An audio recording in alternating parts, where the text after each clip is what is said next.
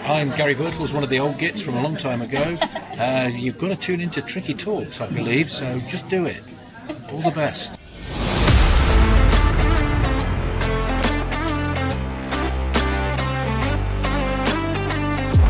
Robertson, the first time we've seen them attack them, and there's Francis! Well, that's what I wanted to see Robertson do. And still Robertson, getting his shot in, and a goal! Robertson!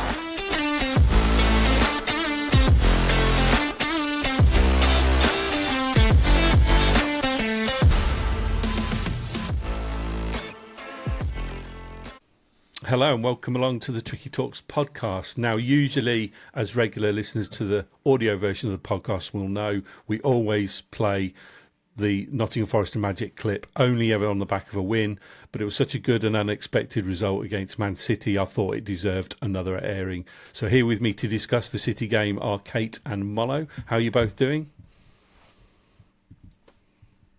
All good, thank you. Yeah, Good. really good. Still sort of processing it in a good way, taking it in, feeling the buzz from it. Yeah, absolutely great.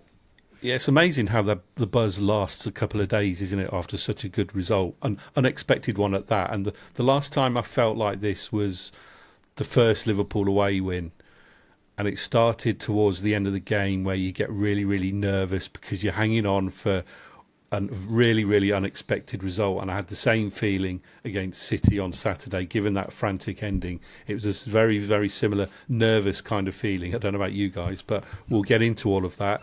But I think we have to start with the goals, don't we? And two very, very exceptional goals in very different ways. Obviously one by Gibbs-White and one by Anderson. But Kate talked me through those, because how you must have been feeling when they went in. Particularly as obviously they were two come from behind goals as well. Yeah, absolutely. I think, do you know, when half time dawned and we were going in 1-0 down, I was like, that's okay. It's okay. It's still respectable. You know, a lot of what we've been doing has been working, and although it might have even been bordering on boring at times, like, it's working. 1-0 isn't the end of the world. We'll be okay. And then we had the just bit of pure genius and beauty that was that Morgan Gibbs-White goal. And honestly, seeing it go in the stand was remarkable. It felt like an absolute wonder goal, like you couldn't believe it. And then to get home and watch it back over and over and over again and see just everything about it was football intelligence, endeavour, having a go. Like, if he'd have tried to turn, you know, that's not a goal. But he didn't. He just somehow, somebody somewhere told him just to backheel it. And when you watch it and it megses him and it brushes past Donnarumma's it's just incredible. And the cheer that went up from that away end was like being back at Anfield. It was incredible. We were going absolutely mental, and it was just phenomenal. Absolutely brilliant. Just loved it. Funny story about the first goal. I was watching it on TNT, as you know, and my stream was slightly behind in real time. And Danny was following the West Ham Fulham game on the Sky Sports football app, and he had the commentary on, so he was telling me what was going on in that game. Not watching it, but the text commentary. But it accidentally flipped to the Premier League scores overall, and he saw the one pop up against Forest by accident, and he looked at me and he was smiling, and I said, what's going on? Have we scored? Because obviously we hadn't seen it yet. And that was at the point where Gibbs-White had picked the ball up in his own half. And then obviously they went down the field, and even as Ola Aina crossed the ball, I still couldn't see how they were going to score, because there was nobody there to bullet in a diving header. But obviously it transpired it was that back heel. But yeah, even though we then, like, when the cross goes in, you think he might have overhit it a little bit, Yeah. and then Jesus just pulls something incredible off to get it under control, and then it ends up at his feet, but he's got nowhere to go, and it was just all of those things combined, it had no right to be a goal, did it? And yet, No, it didn't. oh, It's like even with the ball of his feet, and I kind of knew we'd scored, but even as he had the ball of his feet, I still couldn't picture how we'd scored. But yeah, that was a funny story for the first one. But the second one was just as good, wasn't it, Molo? Even in a very, very different way. But it was such a slick move and a great finish by Elliot Anderson. It was cracking football. I mean, just the first goal, I couldn't work out how he'd scored until I watched it back properly. And but the second goal was really good football. But there was a less surprising element to it because it was very much a game of two halves. I think I wrote after the game, tactical masterclass away from home or sheer luck. I don't care, we got the point, because we were dreadful in the first half. People saying it was a master plan. I watched it back today and I'm like, we were asking for trouble, but Man City for some reason didn't really want to give it to us. It wasn't so much the shape was fine. It was not a criticism of the whole back five and the way we did it. It was the fact we're letting them progress and we're standing 5 metres away. You know my thing, I know I've used the phrase before, West Hallam jockeying, we used to call it on Sunday morning, where you jockey someone. And if you're a Sunday League player, you can pick a pass. If you're a Premier League player, you can definitely pick a pass. They've got fantastic players.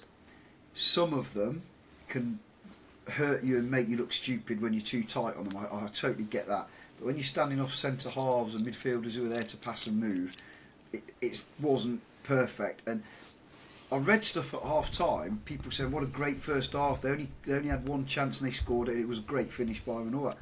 I'm thinking, do I know nothing about football anymore? And it was really lovely to hear Gibbs-White, when I saw his interview later, saying basically the same as what the manager went nuts at them and said, why aren't we engaging, have confidence in yourself?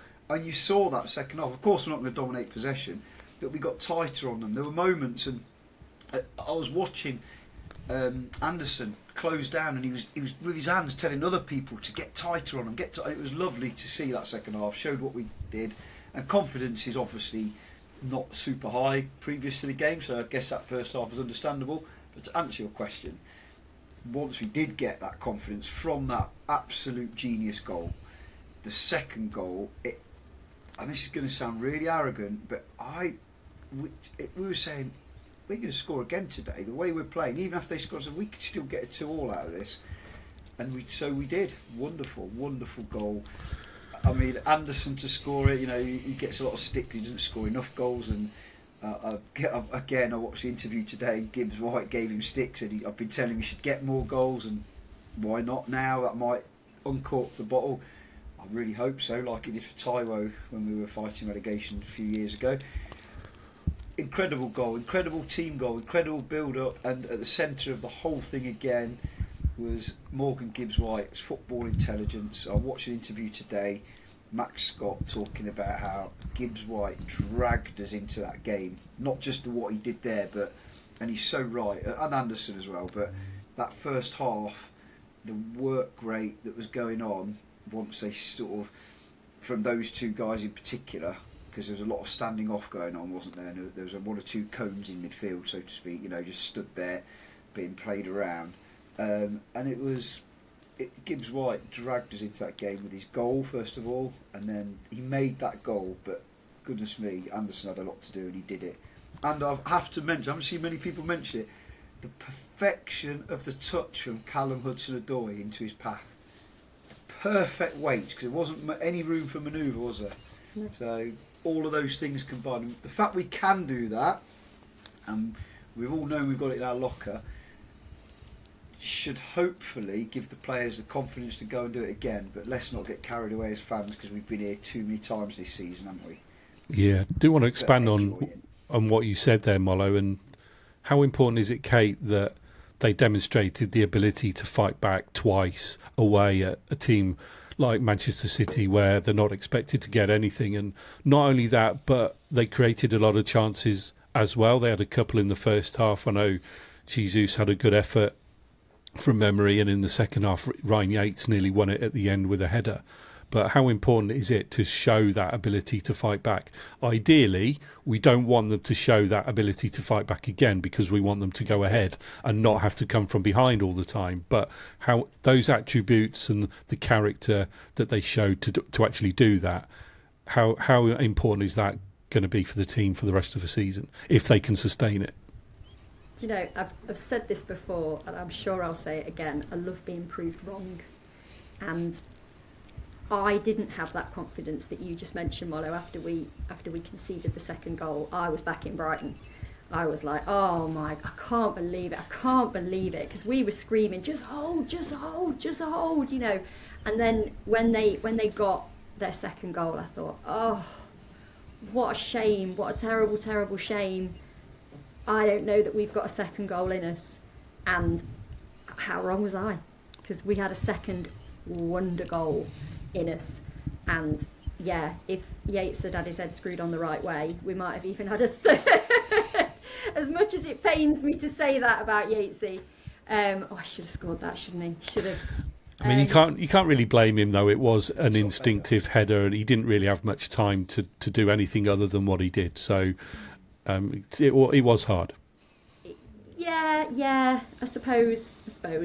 And I love him, but I just wanted to see that go in so bad. And it was you just felt just a little bit, and it's going the right way. But yeah, and you know, we all kind of grew with them, as we often do. You know, we talk about this a lot, about how we feed off each other, and we did, and we suddenly realised we were getting at them. We'd bothered them. You know, they weren't cruising, they weren't bossing it anymore. They realised that we'd come to play. And, you know, I know that there's a lot of talk about them piping in crowd noise. I think they did that. I think they did that after we scored our second goal. I really do, because I was looking around and nobody was moving, and certainly nobody's mouths were moving, and yet I was hearing songs about Istanbul, and I was thinking, hang on a minute, where's that coming from? Is that us? Is that because we're in three tiers? And then I was like, no, it's not. So I would question whether maybe that happened, but we certainly didn't need anything piping in, because we were on our feet, voices loud, clapping, singing. I mean, my heart was thumping, thinking, please don't mess this up. And, you know, we'll come on to Murillo being an absolute bloody legend as well. When we talk about, you know, Morgan and Anderson and Callum and Jesus, I mean, you've got to give him some, that goal line clearance, my goodness. And I mean, it should have been cleared before, but thank God he spotted that, when you see him nip back and kick it off the line. Absolutely incredible. So, yeah, I can't even remember what question you asked me now. I'm just like, oh! I was talking about the ability to fight back, Kate, yes. Twice. And haven't we asked that of them? You know, we've asked that of them here. We've asked that of them in the stands, talking to other people. We've asked them to fight for the badge, and they 100% did that. And it was very different to Brighton in the second half, wasn't it? And you could tell that after they scored, they cared, didn't they? The way they were celebrating, which was great to see. But nevertheless, they did concede 2 goals, and I want to touch on the ability to not hang on to a lead. They did it at Brighton, where they scored and let one in pretty much straight away, and they did it again at City, where they equalised and let one in pretty much straight away.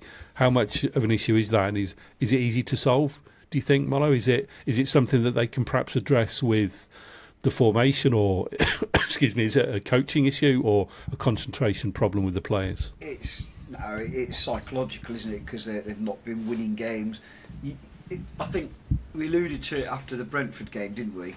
The Brentford game this season, last season, on reflection, was so similar. And yet, last season, I sat there with no doubt in my mind we were going to keep a clean sheet, and once we scored, we'd win.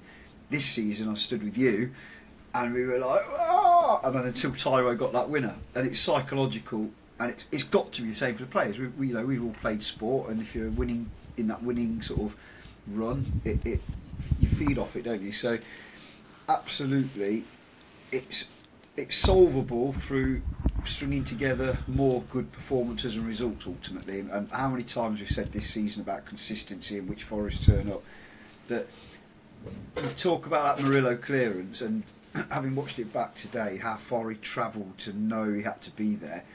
But I wrote on my notes beforehand to not to forget, because I often think of things to say and write them down and forget. But I've got to say, we've been going through a maze this season, but that could at this point in the season be that turning point. Because to play that well second half, but then still lose the game would have been so difficult. And yes, they probably should have had a penalty. If it was the other way around, I'd have been upset. At the time I thought it was a dive, but having seen it back, Sells catches him with his shoulder and head, doesn't he? So I get it, I understand why they're mardy about it. But equally, we deserved that point, and we beat them 2-1 in the second half. And even though we had a game plan that was partially carried out in the first half, they still only scored one, even though I personally don't think we were at it, and neither did our manager by all accounts now. But we kept a really solid shape. We had a kind of... that first half was almost right, we've not been very good. We know we can't hurt you very much, and we might get the odd chance here and there, which even then we got like one good chance, didn't we, when good Gibbs-White was unlucky. The way the pass didn't quite come in for him. But we're just going to outnumber you in the box. You're standing up high where we were. The narrowness of the game, you could see, it was like 5 really close together, 3 in front of them. And then obviously, kind of well, to be fair, it was almost 4 in front of them in the first half, was it? Because, as usual, Gibbs-White put in his shift everywhere. And it was like, they're either going to get round the side of us, or they've somehow got to get through just a lot of players. We've already got 2 fantastic centre halves there, and they've added another quite quick one who's sort of grown into it and won a couple of tackles and whatnot, but he was another body to be in there, wasn't he? Both fullbacks did their job defensively first and foremost. So it was interesting that even though it was a way of, maybe it was just a way of giving us that insurance that confidence could build from not getting... how many times have we played City away in the last 3 years, and the game's away from us before you know it, and before we get started, it's like, or when we went to Anfield in the first couple of seasons. But we were solid, and it actually took a really good goal, a much better goal than I realised when I've seen it back. Very, very athletic goal from Semenyo, who's a terrific player, to break us down, didn't it? And fair play to them. It looks good, and I think got to take the confidence from it and use it, but still start solid. I'm reading some absolute rubbish about we've got to win our next 2. No, we've got to protect that clean sheet again first and foremost. Get a draw, hopefully, not lose to Fulham and take it from there, kind of thing. I want to talk about the back 5, because unlike you, up until the goal, I thought they kept that. You mentioned they kept their shape really well, and I did notice that when the ball was on the right, whoever was playing, and they swapped fullbacks at one point as well. I think Aina was on the right at one point, and then he moved to the left, or vice versa. I can't remember which, but whoever was playing wide fullback was almost playing as a right-sided centre half when the ball was over the other side, and vice versa. Hence, showing that narrowness that you mentioned, Mollo. But I did feel as though the fullbacks, when the ball was over their side, they were letting City have the ball, weren't they? Clearly. And it was almost like the only way they were going to score was from a cross going round the outside or round the back. And sure enough, the goal did come from a cross, but I think it was a corner actually, though, wasn't it? I know certainly the first one, I felt that even though they were so narrow, and it was a good finish, don't get me wrong, but I don't think they should have let him even have the chance, to be honest, given the fact that they was trying to play so compact. And the other thing I remember as well, they had another chance that again was going down the side and coming back in, was when the ball went right across the middle and nobody was there to touch it in, and it was had that been touched, 2 even feet. Yeah, it was. When you And see so it that on was TV, it's like you just see the feet appear just as the ball's gone by. It was horrible. At so the time I didn't even realise how close it was. Again, that was another example of, I felt as though the only way they were going to score was to get round the back. But I want to, is the formation that they played going to be something that they're going to look to continue, do you think, given the 5 and the success it had? Or is it going to be opponent specific? I don't think they will play that way at home, but do you think away from home, Kate, they're going to show that 5 at the back more often? I think they probably will. I think that's a Pereira thing, isn't it? You know, we read a little bit about that when we were looking him up before, when he was about to be announced or when he'd just been announced. So I do think that they probably will do it. I do think even when you go back to Brighton, there was an impact, you know, when we changed formation, it was a positive one. You've certainly got to say that it's a massive positive today. I don't think it's a positive for all the players on the pitch, which, you know, we'll potentially come to in a minute. But yeah, you know, if we're trying something different and it's getting good results, why on earth wouldn't we do it again? And like you say, I can't see us doing it at home, certainly not starting off with it at home, but to know it's there, to know it's an option, to know it's something that we can do, to know it's something that they're looking at in training, and that it's something that this manager brings, I think is only a positive. And again, Jair Cunha impressed, didn't he, Kate, when playing a full 90 away at a team like Manchester City? I think, was that his first full 90 in the league? I think it was, wasn't it? But he did all right, didn't he? And he's almost making a case for himself now. I don't know if he's ever going to be replacing their first choice centre halves, but he's making a case for more minutes, as we said a couple of podcasts ago, and maybe an expanded formation at the back is a way to get him involved. I don't know, we'll see, but he seems to have surpassed Morato now, doesn't he, in the pecking order at that position? Maybe it's hard to. If you could combine the two of them, you'd have a great player, wouldn't you? Because Cunha's fast, really comfortable on the ball. He's almost like a ball player. He carries the ball, blast from the pass. When he's running with the ball, he reminds me of Gareth Williams, the way he carried the ball. Do you know what you see what I mean by that? A very elegant ball player, but then Morato is quite dominant in the air, and between them, they cut out the mistakes. You've got a decent player, but time will tell. You know, what he has done is, you say, he's put up his hand to be considered for selection higher up the pecking order. It's only a couple of games, but you know, he's played those games with the protection of Murillo and Milenkovic around him, which has definitely helped. I think it's going to be horses for courses, because you nailed it already. The thing about City, they mostly want to come straight through the middle of you, don't they, and hurt you, and they couldn't do that. And they didn't really play with the kind of width that you'd call out and out wingers that we know they can have. You know, obviously they brought Doku on eventually. Someone like Fulham that tend to have strong wingers, it's a tricky one, isn't it? Because they will get round the outside of you, and unless they put, you know, we've got three centre halves who should win the ball, but only needs it to happen once or twice, as it did this week. It's a trick. It's a horses for courses thing, isn't it? I just think if you're having three at the back, where are you losing elsewhere? Because ultimately, this was very much a back to the wall defensive move, and completely understandable, and I absolutely support any manager that does that away at Man City. You're not going to go there and dominate them.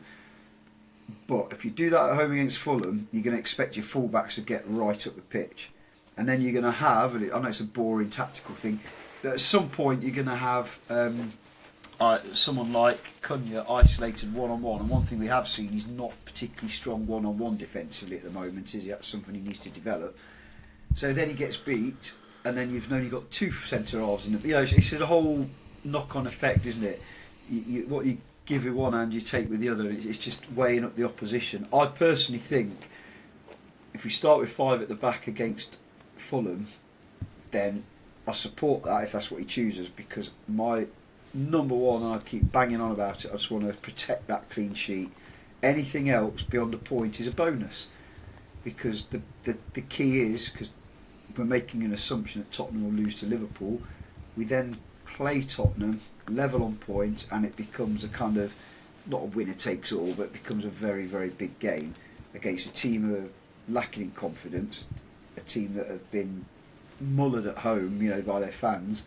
So it's kind of, I don't know, it's a great discussion point, but what it does show, it could be both winning the game, couldn't it? Because he's quite flexible like that. But I don't like losing. I understand why we do it this way. I don't like losing Callum Hudson-Odoi from the starting lineup too often or for too long, because he made a bit of a difference when he came on.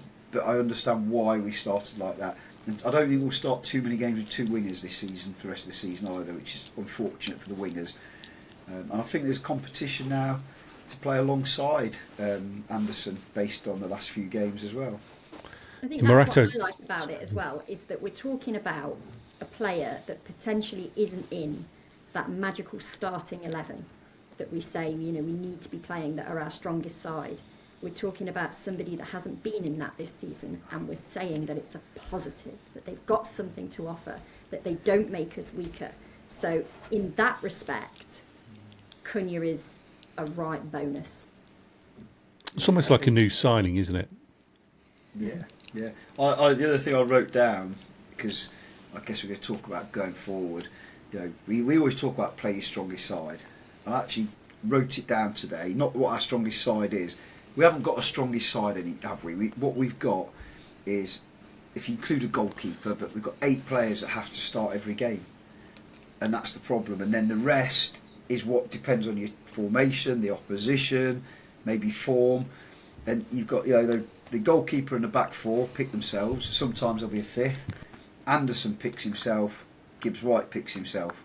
And at the moment, because of circumstances and injuries, Jesus picks himself. All of the others are kind of, if you play with a winger, of course, your first choice winger I'd say is Callum Hudson-Odoi. If you play without wingers, then you've got competition for those 3 midfield spots between 3 players to get the other 2 positions alongside Anderson.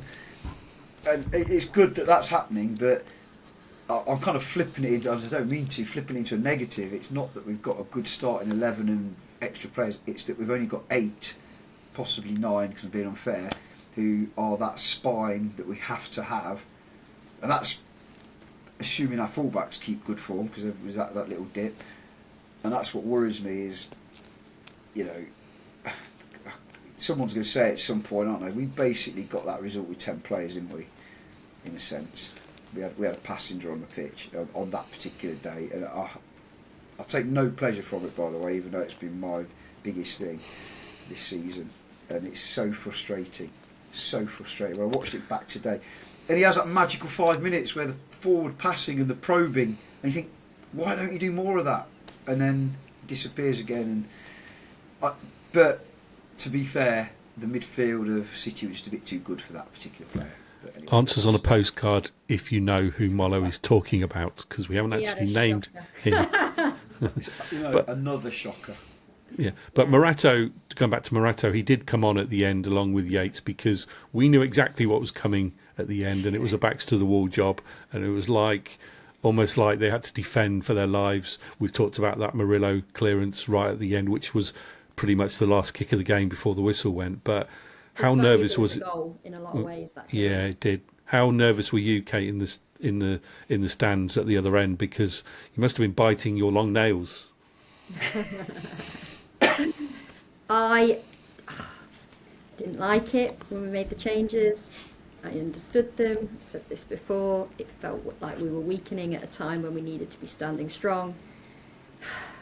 And, thank Murillo that we got away with it, and we did take that point home.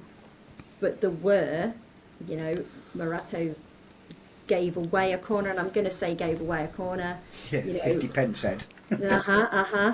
And, Yates gave away that bloody free kick, and it did feel like we were weakening. So it did make me uncomfortable when I was already uncomfortable, because at that point you are just, please, come on, please. And even when they said how long, stoppage was, you knew it was going to be another minute after that at least. And so it was all that going on, and then that crazy bit where the goal line clearance was made, and it was right at the other end, and you couldn't quite make out what was going on, but you knew it wasn't good. So yeah, my heart did not. We didn't get home till gone 1 o'clock, because the traffic was bad going back, and they were just randomly closing roads all over Sheffield. But my heart was still banging. It is a you get so het up in it that it is hard, to come down from it afterwards. But all's well that ends well, and it was such an amazing point.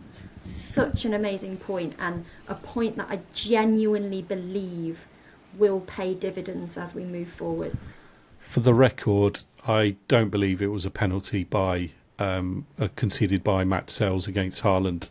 I agreed with the commentators on the TV in that Haaland knew exactly what he was doing in knocking the ball past Sells. It looked like the ball was going out of play, and if you look closely at Sells, he kind of pulled away a little bit because he knew what was coming, and it was almost like Haaland went into Sells rather than the other way round. That was my 2 pennies worth, and I know Haaland went down for a second penalty, I think, when I don't know who the defender was, when he touched his shoulder and he went down like a sack of spuds, and again that wasn't a penalty. And even the third one that they talked about with Rodri and Anderson, that wasn't a penalty either. So I know City are being a bit mardy about the whole thing, especially in their post-match interviews. Pep didn't want to talk about it, but I don't think they've got anything to complain about at all.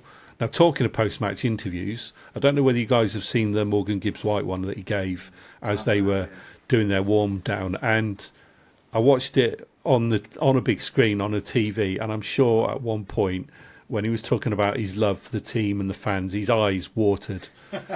And you can't spot it on a mobile because it's not big enough, but I watched it on my TV, and I said to Danny, has he got water in his eyes? And he goes, yeah, he has, and it looked like he was about to cry. But just and that was like, well, he cares. You can see he loves the club and he loves the team and he loves the fans, and he's probably he still cared. sweating. He ran that much. Yeah. But that was the takeaway that I got from that post-match, in that not only were they buzzing about the result, but it showed he cared. I know they came under some criticism from us last week about perhaps their attitude, not him, but others. But for me, it was almost like chalk and cheese between Brighton and City, wasn't it, in terms of how they care. They seemed to care, and that was the takeaway I got from that post-match interview. But we move on to Fulham, of course, in a week or just over a week's time. But Molo's moment, Molo, any particular thing you want to choose? Because I guess there are plenty of them to choose. There are plenty of them, but there's only one in there, because it could even end up as the moment of the season, couldn't it? Because equalising against Man City and the nature of that goal from Morgan Gibbs-White, and that's what gave us what we, ultimately the belief. I was going to say what you were saying about looking like they don't care. I don't kind of think that's quite the word.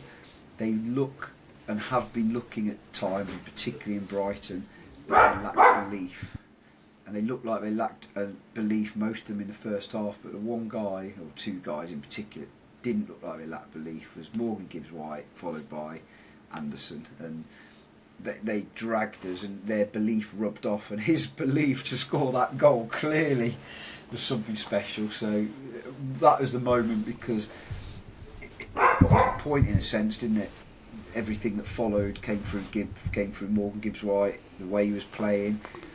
Maybe scoring that goal gave him even more confidence, I don't know, but like you say, he really cares, and we know he's got belief. And when he's getting criticism because things aren't quite working out for him, and people start going, this, that and the other, and yeah, of course we don't want him to do it in the wrong areas, but he seems to be doing a lot less of that at the moment. He's doing it in the right areas, but he's got the belief to keep trying those things, whereas lesser players in other teams, and we could name 1 or 2 during this season for us, they do the easy thing and take the simple way out. So my moment by a country mile, even though I loved Anderson's goal and whatnot, and I loved the clearance, Morgan Gibbs-White, finish, goal, celebration, head exploding, everything.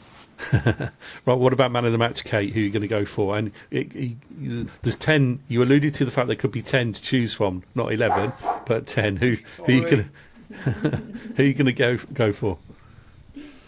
There was a part of me that wanted to go a little bit left field and go for Murillo, just because that clearance was so important. But it can't be anybody other than Morgan Gibbs-White, because he absolutely bossed that game. He captained that team magnificently, and he got them playing. He got them believing. He scored that incredible goal. Like you say, his heart was just absolutely in it, and we are not the team that we can be without Morgan Gibbs-White, and that game absolutely personifies that. So it can be nobody else, Morgan Gibbs-White.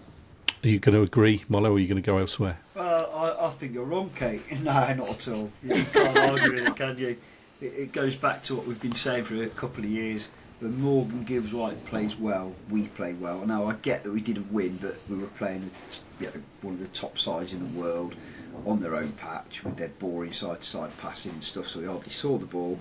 And like Kate said, when we had the ball, he was at the centre of absolutely everything. And when we didn't have the ball, he was everywhere. So I'd love to see his running stats at the end of the season. He must have run about 10 marathons. It's unbelievable. But yeah, Morgan by a mile. Yeah, I'm going to make it a hat-trick.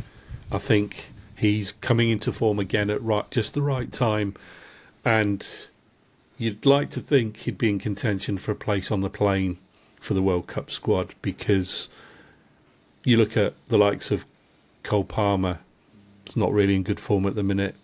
Phil Foden's gone right off the boil. Jude Bellingham's not in great form. He's got to have a chance to make the plane, surely, on the back of this form. Obviously, Elliot Anderson's probably going to be a shoe-in for the plane. And I do want to give him a nod as well, because he was very close to getting my vote for man of the match as well. But I think Gibbs-White just shaded it for me. Any other day, you play the way Elliot Anderson played, you get man of the match, don't you? It's just unfortunate that there was I don't know what you gave him on your finalysis, Kate. I gave Morgan 100. Just, you can't play any better than that in a sense, can you, in the role that you play? It was incredible. So, yeah. And Morgan Rogers It's the last bit as well. Yeah, him as well. Now, interesting, in our tally for the Tricky Talks Player of the Season, obviously we tally up every single game. Gibbs-White was kind of lagging behind a little bit, but he's actually out in front now. I won't say by how many, because there's a few games left, but his run of form lately has put him out in front in terms of our Player of the Season at the moment. It's not over yet. Invisible, no, because there's four of us sometimes. What I was going to say, when he wins man of the match, it's usually without debate, isn't it? If that makes sense. Yeah, it is. You don't go, he's had a few of those. Well, and I'm going to choose him because there's, we all mentioned Anderson and Murillo and all the other lads who put in a shift last night, but you're just out in front when he plays like that. Because he's playing one of the hardest roles on the pitch, isn't he? Because he's not just working hard, he's having to create, and boy did he create. Yeah. Right, let's look at the relegation run in general, supported by the fact Spurs collapsed again against Crystal Palace, and Van der Ven is going to miss one game, I believe, for denying a goal scoring opportunity, which is a shame because we're playing Spurs in 2 games' time, but they're very much in the mix now, as are Leeds. I think Leeds have gone off the boil a bit. They've lost 2 on the bounce, so they're not too far ahead now. So we've got to bring Leeds into the conversation as well. And just to summarise who everybody have got over the next couple of games, West Ham, as you know, you probably got City at home, and Forest have got Fulham at home, Tottenham have got Liverpool away, and Leeds have got Palace away. So I said a couple of weeks ago when we started to look at the running, this looked like the next league game was a pivotal weekend in terms of taking advantage of an opportunity to gain ground or put some daylight between teams, and that still remains the case. It's another opportunity. Now, fair to say they've not taken advantage of any opportunity so far where it's been presented to them, albeit Man City was a point, an unexpected point. But this is another one, isn't it, Kate, where if they can somehow, first of all, protect that clean sheet, but even better, grab a win, it's got the potential to be really, really important. Do you know what? The most informed team in the relegation scrap at the moment surely has to be Wolves. Yeah. They've got 6 points in 2 games. How on earth has that happened? And as much as you had a little bit of a chuckle about Liverpool, I'm like, it's going to stop being funny soon. We need to stop that now, please. I don't think there's going to be daylight until the end of the season. I can't see any team significantly pulling away at this stage. Even a point is daylight, Kate. That's a little bit of daylight, and that will do, won't it? It will, and you know, it is the kind of thing that could absolutely come down to goal difference at the end of the season. It feels that tight. You know, I watched the Spurs game yesterday because, you know, wanted a giggle. And if they continue to be that bad, then absolutely they're going down. You know, supposed Big Six team or not, then there's absolutely no reason why they wouldn't go down. I still find it difficult to believe that they will. But then you watch them and you think, yeah, they absolutely could. I still think, looking at it game for game, West Ham probably have the hardest fixtures overall from now till the end of the season. Molo's already touched on it. You know, we should be able to use this as a springboard, as a point to build from, but we haven't managed to do that all season. So we should now be looking at Fulham and saying, like we've said before, if we play like that against Fulham, then we should win the game. Will we play like that against Fulham? Absolutely no idea. I would really, really hope so. But I think it's impossible to say right now, because the games that we've all got difficult games in there, and none of us are consistent, because if we were, we wouldn't be in the relegation battle. So I do think it's impossible to say. I do think, having watched all of the teams play recently, I watched the Burnley-Brentford one as well, Spurs are the team that are playing the worst at the moment, for sure. And they've got the most injuries. Mm-hmm. And they seem to be having a great time, you know, getting players sent off as well. You know, that's all good fun, isn't it? Yeah, and they don't. I've got a concern about Spurs, and I hate voicing it, because I think I was, as a month or two back, I said Spurs might be one who slip into it that we could potentially catch, because they're playing so badly, and what they did at the City ground was an embarrassment when they turned up. But, and it's a big but, the abuse they're getting, the stick they're getting, cause as you know, I've been at home today, the abuse they're getting on Sky, on Talk Sport, on social media, everywhere, that's going to pull them together a bit. And then by the time we play them, they've got their first choice centre halves both back from suspension. They've not been injured, they've both been suspended. Mm-hmm. And that, if we can get the first goal, because last night, I watched that game and it was like, they're not that bad at the moment. You know, they're matching Palace, who are not a bad side. Then they scored, then they conceded straight away, and then it was like the pin had been put in a balloon. And we've seen us do that, let's not forget. And Palace destroyed them for the rest of the first half, and it should have been 5 or 6 in a way. Then the second half, Palace just sat on it against 10 men. And I looked at them and I thought, I'm not seeing a lot.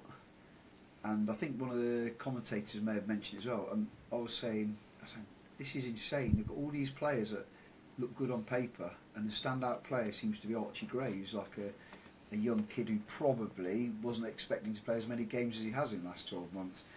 That's why I'm really wary and really cautious, because they're going to have had a team meeting. They're going to be like... Some of those players haven't been bad all the time, if that makes sense.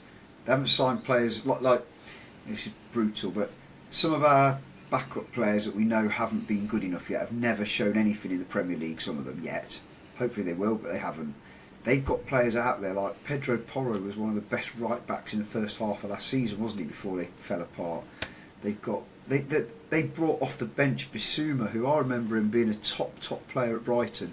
They brought on Richarlison, a £60 million centre forward.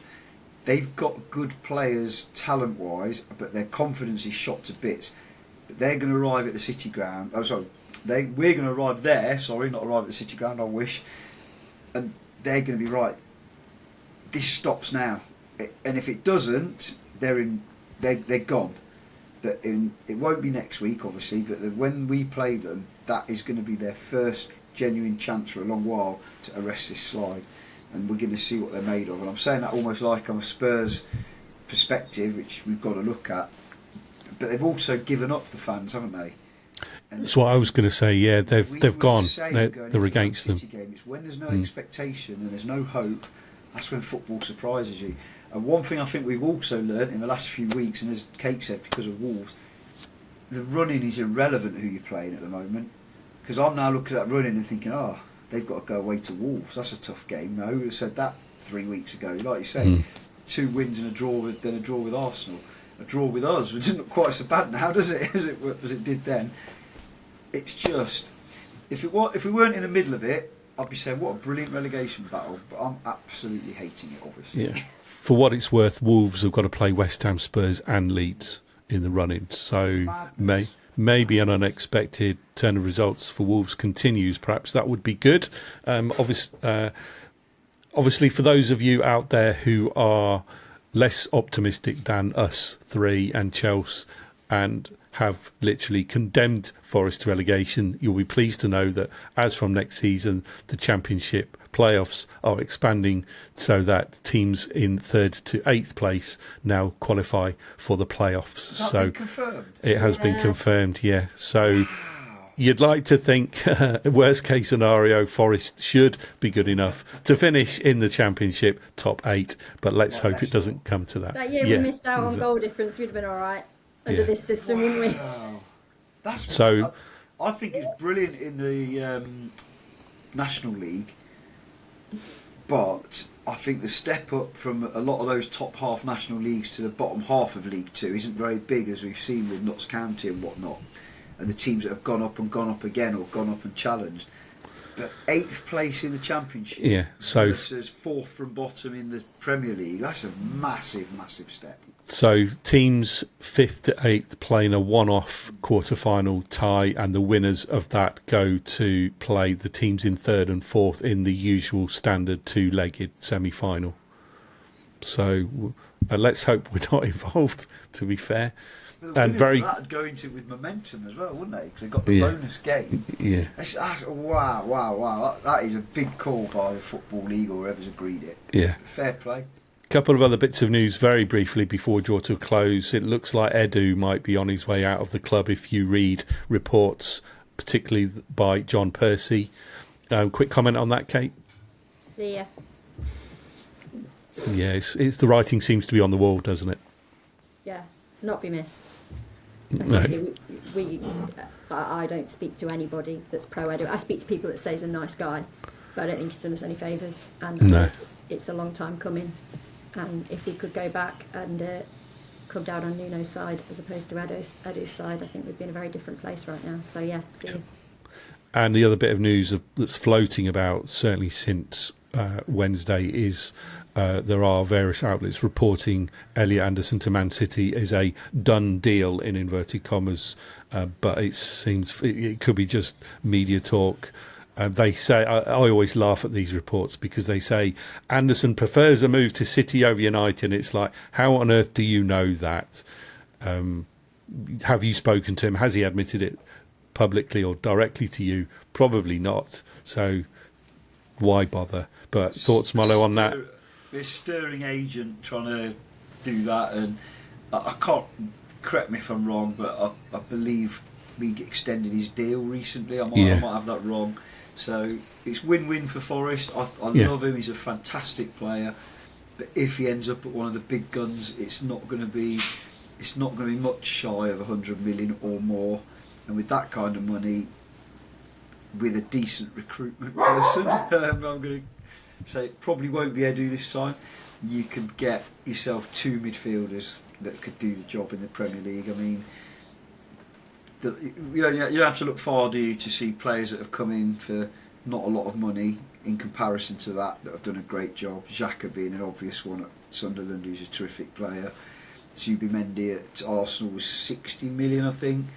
So the two of them, 70, 80 million, that's a hell of a lot of money, but probably less than what Anderson would go for. The question is getting the right people. That said, I would much rather see him stay and develop, because he's only going to get better, as he showed against City, as he added that one thing to his game we've all been saying we need. So, yeah. I remember when Morgan was going to Spurs. That's what I say about that. Yeah. Right. Any final thoughts from you, Kate? No, I'm excited for the first leg against Midtjylland. I am hoping that he plays a strong side. We've said it before. I know we'll potentially touch on it a little bit more with a Garibaldi Girls episode that's hopefully incoming next week. But yeah, we go on to Midtjylland now, and every game's important, and I'm looking forward to it. Anything from you, Molo? Yeah, similar. Start with those 8 core players that we need to have in a starting lineup and mix the rest how you see fit. Maybe someone like Yatesy for his sheer physicality against them. And secondly, I don't want to talk about Deitch, Nuno, Ange anymore this season. We can do the post-mortem at the end of the season, if you know what I mean. It's come now, we draw a line and we just get right behind them, because not last night, because we're a day late now, aren't we? But against Man City, the support was magnificent. We need that at home now. We need that back. I saw a really good post today, someone talking about where we were this time in the first 2 seasons compared to now. We're better off now, but do you remember the atmosphere against Fulham and Brighton in that first season? And that was Fulham and Brighton, not Liverpool or Man United or whatever, not to disrespect those 2 clubs. And it was an incredible atmosphere, and it helped get the players over the line, without a doubt. It can't not help. Compare that, and this is why I worry again about Spurs, compare that to the atmosphere you could sense at Spurs for those who hadn't gone home at half time. And what would you rather do your work in as a footballer? That's what I'm worried about though, because Spurs, if they've got one brain cell between them, and I think they have got one somewhere, they're going to have to draw a line under everything and get behind their team that game. And that's what scares me a bit. Or maybe it's just because I'm scared, full stop. Right, the only thing remains from me is just on the back of what Kate said, hopefully next week we're going to be bringing you a Garibaldi Girls special episode in lieu of the gala that's coming up, and we can obviously share more details on that episode next week. In the meantime, thanks everybody for listening and for watching, and we shall be back with you real soon. Bye for now.